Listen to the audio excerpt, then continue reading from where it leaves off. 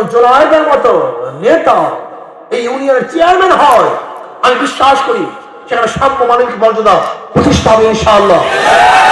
ইউনিয়নের প্রত্যেক হিন্দু নিরাপদে থাকবে ইনশাআল্লাহ।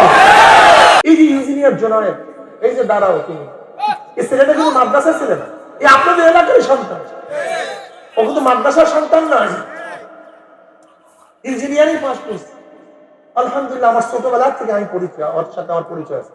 ওর এক বন্ধু অ্যাডভোকেট কি জানি নরি কই জানি, এই যে রনি, ও বলছে যে আমি ওর তো আমার বন্ধু ছোটবেলার, তো একই সাথে বসো তোমরা। আমি চিনি জোনায়েদ, ওকে আমরা চিনি, মনে হয় যেন মাদ্রাসার ছেলে, মুফতি আলেম, কি কথা ঠিক না? জোনায়েদের টার্গেট যুবক সমাজ, যুবকের তার বারবার তার একটা বক্তব্য, যুব সমাজ যদি ভালো হয়ে যায় সমাজ ভালো হয়ে যায়।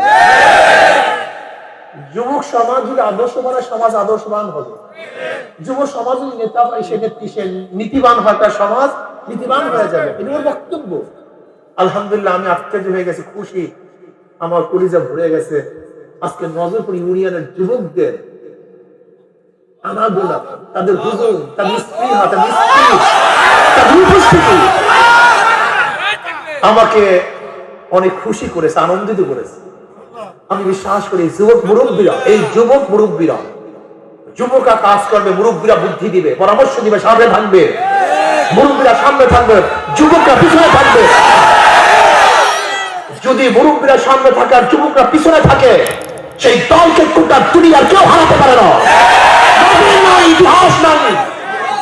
আমার মা বোনেরা থাকবে আমাদের সাথে, মা বোনেরা তারা সাহায্য সহযোগিতা করবে, যুবকরা সামনে অগ্রসর হবে, মুরব্বীরা সামনে থাকবে, নেতৃত্ব প্রদান করবেন। যদি এরকম জোনায়েদের মতো নেতা এই ইউনিয়নের চেয়ারম্যান হয়, আমি বিশ্বাস করি সেখানে সাম্য মানবিক মর্যাদা প্রতিষ্ঠা হবে ইনশাআল্লাহ। ইউনিয়নের প্রত্যেক হিন্দু নিরাপদে থাকবে ইনশাআল্লাহ। ইসলামী আন্দোলন বাংলাদেশ কি চায়? হাজারো রাজনৈতিক দল আছে, আর সত্যি ইসলামী আন্দোলন বাংলাদেশ করবেন কেন? এটা প্রশ্ন আছে কি নেই? ঠিক না ভাই? ইসলামী আন্দোলন বাংলাদেশ কেন করবেন? আমি আপনাদের দিক থেকে ধর্মীয় দর্শন এবং রাজনৈতিক দর্শন অ্যাপ্লাই করব। দুই কারণ, ইসলামী আন্দোলন বাংলাদেশের বাইরে কিছু করার সুযোগই নেই। ধর্মীয় দর্শন হলো আমরা যারা বিশ্বাস করি আল্লাহকে, কিয়ামতকে, তারা তো অবশ্যই বিশ্বাস করি আমরা যা কিছু করতেছি, যা কিছু করব, আল্লাহর কাছে হিসাব দিতে হবে। কি কথা ঠিক না? ইমাম বুখারী রাহমাতুল্লাহ আলাইহি তার বুখারী শরীফ শেষ করছেন, শেষ অধ্যায় কি?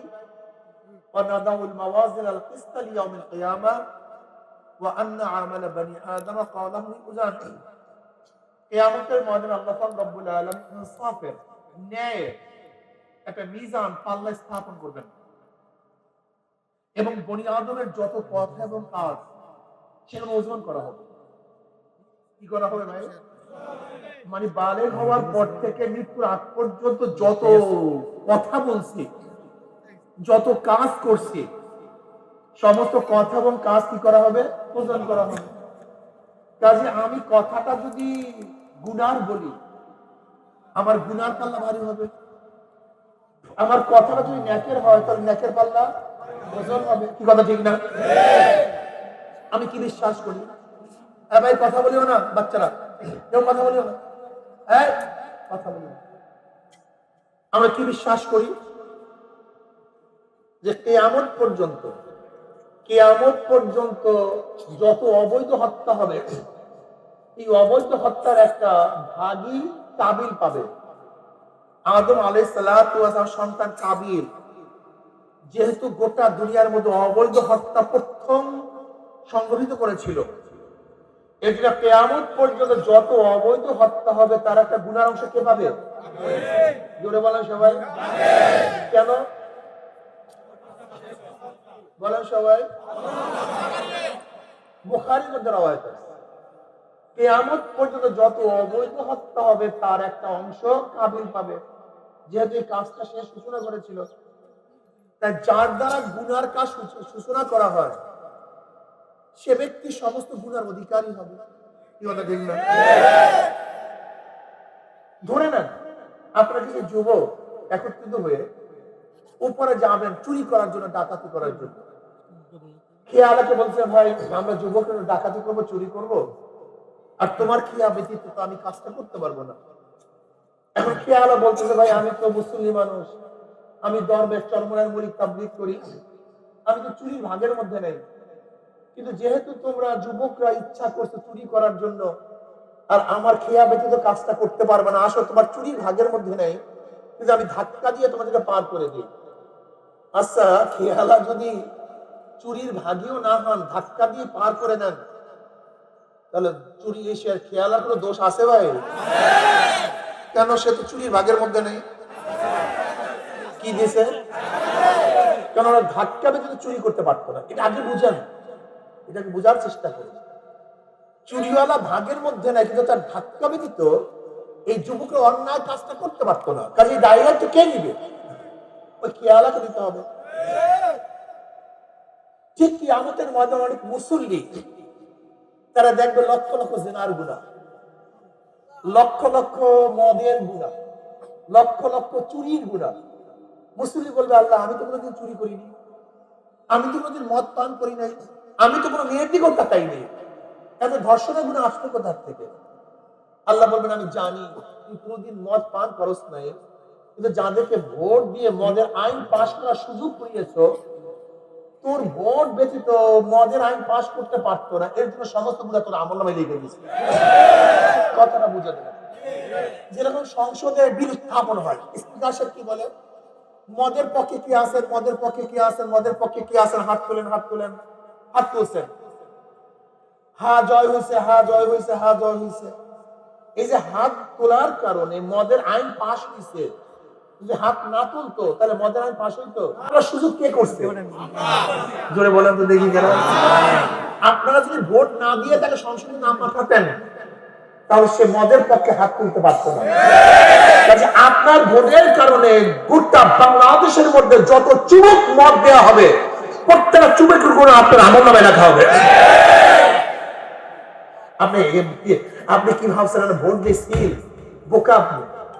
ধরে নেন আমি আজকের বিল উত্থাপন করলাম যে আল্লাহ নাই। কি বিল উত্থাপন কি করলাম? আল্লাহ নাই। কে আছেন হাত তোলেন। যদি এরকম হাত তোলেন তো অবস্থাটা কি হবে বলেন তো? এই হাত তোলাটাকে কি ভাবছেন? এই হাত তোলাটাকে ভাবছেন তা কি? যেমন তেমন মনে করছেন হাত তোলাটাকে? ভাবছেন তা কি? এই সিলটাকে যেমন তেমন মনে করছেন? সিল মানে সমর্থন করা, সিল মানে সাপোর্ট করা, সাহায্য করা, সহযোগিতা করা। কি কথা ঠিক না? কিয়ামতের ময়দানে অনেক মুসল্লি দেখবে লক্ষ লক্ষ জিনার গুনাহ। আল্লাহ আমি কোনোদিন মেয়ের দিকে তাকাইনি। হ্যাঁ ঠিকই আছে, কিন্তু যাদেরকে ভোট দিয়ে ধর্ষণের আইন পাশ করার সুযোগ করিয়ে দিয়েছে। আপনারা জানেন বাংলাদেশে জেনা সম্পূর্ণ বৈধ। একটা যুবক যুবতী যদি সম্মতি হয়ে অন্যায়ের মধ্যে লিপ্ত হয়, আপনি তার বিরুদ্ধে হাইকোর্টে কেস দেন, সুপ্রিম কোর্টের চিফ জাস্টিসের বিচার করার কোনো ক্ষমতা নাই। বাংলাদেশের জেনা সম্পূর্ণ বৈধ। এই জেনা বৈধ করছে কারা? সংসদ সদস্যরা। আর সংসদ সদস্য নির্বাচন করছে কারা? কথা বলে না কেন? এই দায়িত্ব কে নিবে? আমাকে বলুন না, আমাকে বলুন। আপনার ভোটের মাধ্যমে যত চুরি করবে, আপনি ভোট না দিতে পারলে, না দিবে, এই চেয়ারম্যান সাহেব চুরি করতে পারতো না, জুলুম করতে পারতো না। চুরির দায়িত্ব কে নিবে? আমাকে বলুন না। এটা ধর্মীয় দৃষ্টিকোণ। এর জন্য ধর্মীয় দৃষ্টিকোণ থেকে কোন একজন মুমিন যে আল্লাহকে বিশ্বাস করে, কিয়ামতকে বিশ্বাস করে, সে অন্যায়কে সাপোর্ট করতে পারে না। এটা কোন দৃষ্টিকোণ থেকে? ধর্মীয় গুণ দৃষ্টিকোণ থেকে। এর জন্য এক হিন্দু পণ্ডিত ঠাকুর তার কাছে যখন ভোট চাওয়ার জন্য গেছে, হিন্দু পণ্ডিত বলতেছে ভাই আমি তো হাত পাখায় ভোট দেবো। তাহলে আপনি ঠাকুর মানুষ। তাহলে আমি চরমনে পীর সাহেব রহমাতুল্লাহ বয়ান শুনতাম। তিনি একটা কথা বলেছেন, আমার মাথার মধ্যে লাগছে কথাটা। সেটা কি? যে আমার ভোটের দ্বারা যত অন্যায় হবে তার দায়িত্ব আমাকে গ্রহণ করতে হবে। আমি ভোট দিয়ে আমি ঘুমাবো, আর অন্যায় সব দায়িত্ব আমি কেন গ্রহণ করতে যাবো? সেদিন থেকে আমি নিয়াত করছি আমি কোনোদিন অন্যায়ের পক্ষে, জালেমের পক্ষে, খোদামতুহিদের পক্ষে, চোর ডাকাত বদমাশ খুনিদের পক্ষে আমি কোনদিন রায় দেব না। রাজনৈতিক দৃষ্টিকোণ থেকে মানুষ রাজনীতি কেন করে? শান্তি পাওয়ার জন্য, মুক্তি পাওয়ার জন্য, স্বাধীনতার জন্য, নিরাপত্তার জন্য।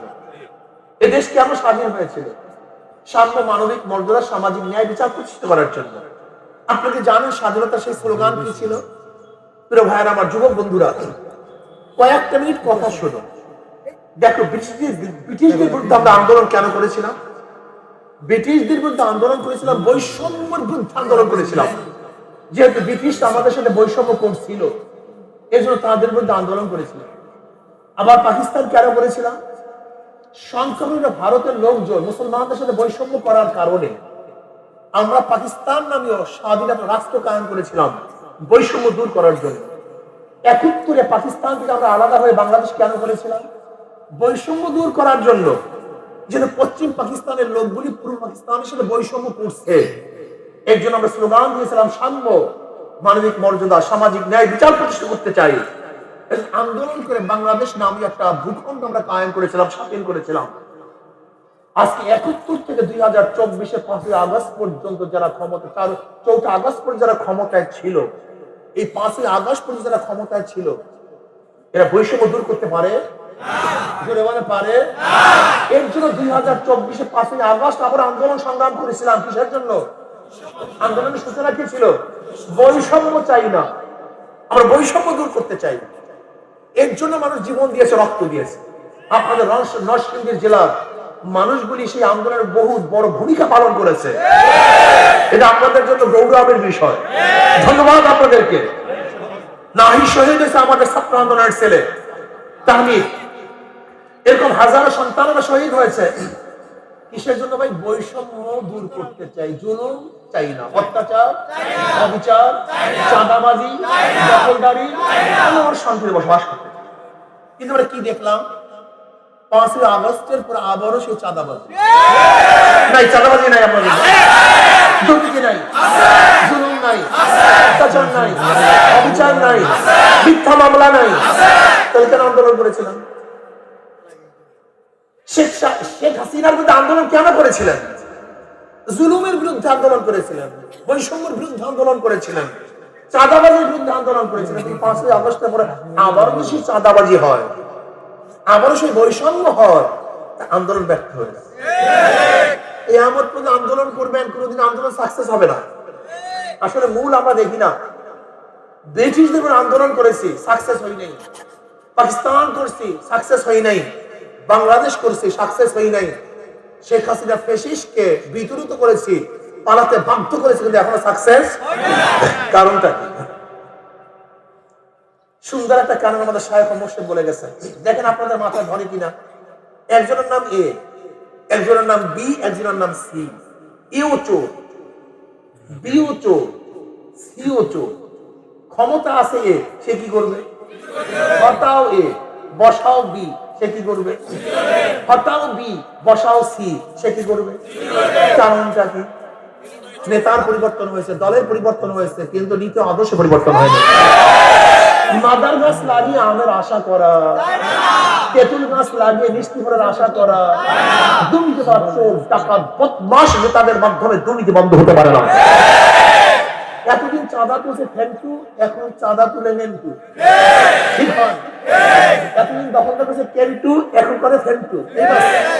পার্থক্য শুধু চেহারার, হাতের। কিন্তু চুরির পরিবর্তন, চাঁদাবাজির পরিবর্তন কিয়ামত পর্যন্ত হবে না। আমার যুব বাবার কতদিন রক্ত দিবা, কতদিন জীবন দিবা? তোমাদের রক্তের কোনো দাম নেই, সময়ের কোনো দাম নেই, তোমাদের সময়ের কোনো মূল্য নেই, জীবনের কোনো মূল্য নেই, তোমাদের মাথা নেই, মাথা নেই না। চোর, ডাকাত, বদমাশদেরকে আর লিডার বানাতে চাই না। এই যে ইঞ্জিনিয়ার জোনায়েদ, এই যে দাঁড়াও, তিনি এই ছেলেটা কিন্তু মাদ্রাসার ছেলে না, এই আপনাদের এলাকারই সন্তান। ও কিন্তু মাদ্রাসার সন্তান নয়, ইঞ্জিনিয়ারিং পাস করছে। আলহামদুলিল্লাহ, আমার ছোটবেলার থেকে আমি পরিচয়, ওর সাথে আমার পরিচয় আছে। ওর এক বন্ধু, অ্যাডভোকেট কি জানি, নরি কই জানি, এই যে রনি, ও বলছে যে আমি, ওর তো আমার বন্ধু ছোটবেলার থেকে, একই সাথে বসো তোমরা। আমি চিনি জোনায়েদ, ওকে আমরা চিনি। মনে হয় যেন মাদ্রাসার ছেলে, একটা মুফতি, আলেম। কি কথা ঠিক না? জুনায়েদের টার্গেট যুবক সমাজ, যুবকের তার বারবার তার একটা বক্তব্য, যুব সমাজ যদি ভালো হয়ে যায় সমাজ ভালো হয়ে যায়। যুবক সমাজ যদি আদর্শবান হয় সমাজ আদর্শবান হবে। যুব সমাজ যদি নেতা হয় সে নেত্রী সে নীতিবান হয় তার সমাজ নীতিবান হয়ে যাবে। এটা ওর বক্তব্য। আলহামদুলিল্লাহ আমি আশ্চর্য হয়ে গেছি, খুশি, আমার কলিজা ভরে গেছে। আজকে নজরপুর ইউনিয়নের যুবকদের আনাগোনা, তাদের হুজুর, তাদের স্পৃহা, তাদের উপস্থিতি আমাকে অনেক খুশি করেছে, আনন্দিত করেছে। আমি বিশ্বাস করি যুবক মুরব্বীরা, এই যুবক মুরব্বীরা, যুবকরা কাজ করবে, মুরব্বীরা বুদ্ধি দিবে, পরামর্শ দিবে, সামনে থাকবে। মুরব্বীরা সামনে থাকবে, যুবকরা পিছনে থাকবে। যদি মুরব্বীরা সামনে থাকে আর যুবকরা পিছনে থাকে, সেই দলকে কোটা দুনিয়ার কেউ হারাতে পারে না। ইতিহাস নাই। আমার মা বোনেরা থাকবে আমাদের সাথে, মা বোনেরা তারা সাহায্য সহযোগিতা করবে, যুবকরা সামনে অগ্রসর হবে, মুরব্বীরা সামনে থাকবে, নেতৃত্ব ধারণ করবেন। যদি এরকম জোনায়েদের মতো নেতা এই ইউনিয়নের চেয়ারম্যান হয়, আমি বিশ্বাস করি সেখানে সাম্য মানবিক মর্যাদা প্রতিষ্ঠা হবে ইনশাআল্লাহ। ইউনিয়নের প্রত্যেক হিন্দু নিরাপদে থাকবে ইনশাআল্লাহ। আমাদের চরমনাই ইউনিয়নের হিন্দুরা সবচেয়ে বেশি নিরাপদে থাকবে। বাংলাদেশের কোন জায়গায় আপনারা দেখেছেন খবরে, একেবারে জাতীয় খবরে নিউজে আসছে, বাংলাদেশের কোন জায়গায় এবার পূজা মণ্ডপ না বাড়লেও চরমনাই ইউনিয়নে 2টা পূজা মণ্ডপ বাড়ছে। আগের যা ছিল তা তো আছেই, 2টা বাড়ছে। আমাদের ইউনিয়নে সমস্ত হিন্দুরা নিরাপদ। এটা রাজনৈতিক দৃষ্টিকোণ থেকে বলছি যে একজন আদর্শবান ব্যক্তি কারোর জুলুম করতে পারে না, একজন নীতিবান ব্যক্তি কারোর জুলুম করতে পারে, অত্যাচার করতে পারে না। যে ব্যক্তি ভালো, যে ব্যক্তি নিজে ভালো, সে অন্য কাউকে ক্ষতি করতে পারে না। এটা রাজনৈতিক দর্শন, সে যেই হোক না কেন। এর জন্য বুঝি ইসলামী আন্দোলন করবেন ধর্মীয় দৃষ্টিকোণ থেকে, রাজনৈতিক দৃষ্টিকোণ, এর বাহিরে যাওয়ার কোনো সুযোগই নেই। কাজে এখানে যারা আসছেন, আজকে যদি ইনশাআল্লাহ ওয়াদা করতে পারেন, হুজুর জীবনবার বহু নেতাই রেখেছি, বহু চেয়ারম্যান রেখেছি, এবার আমাদের ইঞ্জিনিয়ার জোনায়েদের মতো এরকম যুবক এক সন্তান, যে বাংলা শিক্ষিত কিন্তু আদর্শবান, নীতিবান, চরিত্রবান, ইসলামী হুকুমত কায়েম করার জন্য আজকে নরসিংদী নজর, নজর মানেই তো দৃষ্টান্ত, কি কথা ঠিক না? নজির মানেই তো দৃষ্টান্ত, কথা ঠিক না? আজকে নজরপুর মানে নজিরপুর ইউনিয়ন দৃষ্টান্ত স্থাপন করবে। এখান থেকে আন্দোলনের সূচনা হবে, ইসলামী বিপ্লবের সূচনা হবে। এখানে ইসলামের ছায়া, ইসলামের আকর্ষণ, ইসলামের নীতি গোটা দুনিয়ার মধ্যে ছড়িয়ে পড়বে। রাজি আছেন যুবকরা ইনশাআল্লাহ? রাজি আছেন ইনশাআল্লাহ? আপনাদের হাতে যে পুঁতিটা আছে, এই যে দেখেন, এই পুঁতিটা হাত পাকা, হাত পাকা শান্তির প্রতীক। দেখেন দেখেন, যারা নৌকা, শোনেন শোনেন শোনেন, যারা নৌকা প্রতীক নির্বাচন করে তারা নৌকা চালাতে পারে না, ভুল বললাম? যারা নাঙ্গল নির্বাচন করে তারা নাঙ্গল বইতে পারে না, যারা ধানের শীষ নিয়ে নির্বাচন করে তারা ধান কাটতে পারে না, ভুল বললাম নাকি? যারা কাস্তে নিয়ে নির্বাচন করে তারা কাস্তে চালাতে পারে না, যারা কুঠা নিয়ে নির্বাচন করে তারা কিন্তু লাকড়ি পারে না, যারা গরু চাকা নিয়ে নির্বাচন করে তারা কিন্তু গরু গাড়ি চালায় না। কিন্তু হাত পাকে এমন এক প্রতীক, কি কথা বলেন না কেন? এটা যে নির্বাচন করে সেও ব্যবহার করে, যারা নির্বাচন তার করে তারাও ব্যবহার করে। এটা পুরুষরা ব্যবহার করে, মহিলারা ব্যবহার করে, গরিবরা ব্যবহার করে, ধনীরা ব্যবহার করে, শিক্ষিতরা ব্যবহার করে, মূর্খরা ব্যবহার করে, মুসলমানরা ব্যবহার করে, গায়ের মুসলিমরা ব্যবহার করে। তার মানে হলো হাত পাকা সর্বজনীন মার্কা। এই মার্কা সবার মার্কা, সবার প্রয়োজন। যখন ইলেকট্রিসিটি ফেল করে তখন হাত পাকা ফেল করে, কি কথা ঠিক না? সব আপনাকে ছাড়তে পারবে না, হাত পাকা আপনাকে ছাড়বে না। কাজে শান্তির প্রতি হাত পাকা। যদি হাত পাকা বিজয় হয় তাহলে জনগণ বিজয় হবে, হাত পাকে বিজয় হয় মুরব্বীরা বিজয় হবে, হাত পাকে বিজয় হয় যুবকরা বিজয় হবে, হাত পাকে বিজয় হয় মহিলারা বিজয় হবে, হাত পাকে বিজয় হয় মুসলিম, হিন্দু, বৌদ্ধ, খ্রিস্টান সবাই বিজয় হবে। কাজে হাত পাকাকে আমরা নিজের প্রতীক হিসেবে গ্রহণ করতে পারি না ইনশাআল্লাহ? কি মুরব্বীরা পারেন না? যুবকরা পারেন না ইনশাআল্লাহ? আগে আছে আগামী নির্বাচন হাত পাকে না,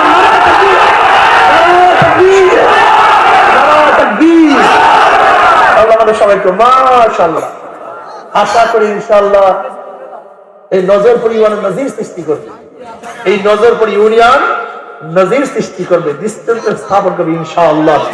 কাজে আল্লাহ পাক আমাকে আমাদের সবাইকে কবুল করে নেন। সত্যের পক্ষে থাকবো, ন্যায়ের পক্ষে থাকবো, জুলুমের বিরুদ্ধে থাকবো, অন্যায়ের বিরুদ্ধে থাকবো। যদি যুবকরা ন্যায়ের পক্ষে থাকেন, অন্যায়ের বিপক্ষে থাকেন, নজরপুর ইউনিয়নে কোনো জুলুম থাকবে না, অত্যাচার থাকবে না, অবিচার থাকবে না, দখলদারি থাকবে না, চাঁদাবাজি থাকবে না ইনশাআল্লাহ।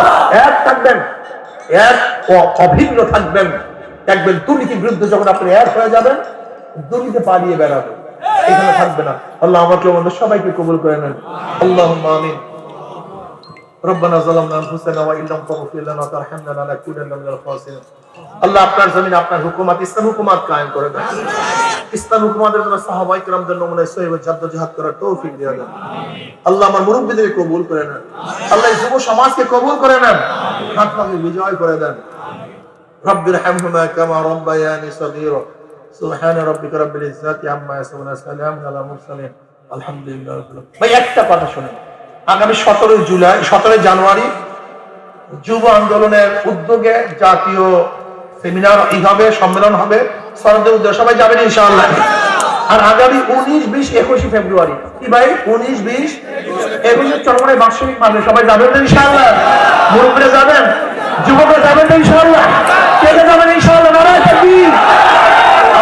আসসালামু আলাইকুম ওয়া রাহমাতুল্লাহ। সবাইকে ধন্যবাদ, খুব খুশি হয়েছি আপনাদের সম্মেলন দেখে। আল্লাহ আপনাদের সবাইকে কবুল করে নেন। আল্লাহ কামিয়াব করেন।